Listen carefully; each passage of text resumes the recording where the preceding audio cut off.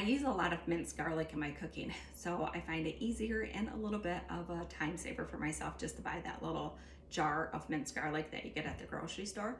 Well, I'm also looking for ways to cut my grocery bill and simply make more things homemade.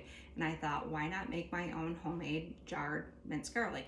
So I did a little research. I come across a lady on TikTok that was making garlic confit, and I loved the idea of roasted garlic. So I had to do a little bit more research because I end up with 4 questions.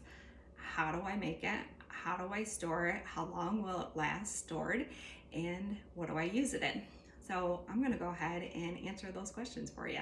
So the first question is, how do I make it? I have my oven preheated to 195 degrees, and in a smaller baking dish, I have 2 heads of garlic that I went ahead and peeled. I cut the tops of them off and the ends on some of them just to make it easier to peel. And there's different sizes of them in here.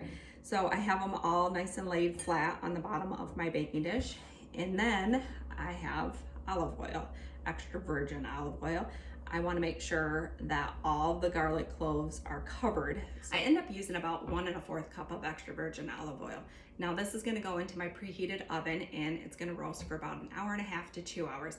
I'm going to check mine at the hour mark and then every half hour until the garlic is completely roasted. I want it to be fork tender. So we're going to go ahead and put that into the oven.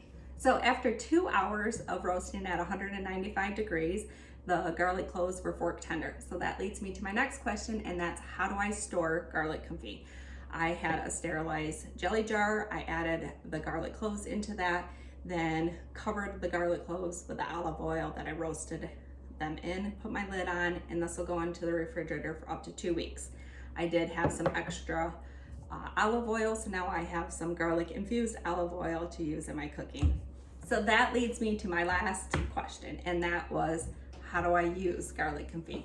There's quite a few different ways that I can use it. I plan on using my garlic confit like I would minced garlic. I could also take a couple cloves of this and mash it together with some butter and then spread it on a French loaf for some really good garlic bread. Or I could add a couple cloves of this into some mashed potatoes and have some garlic mashed potatoes.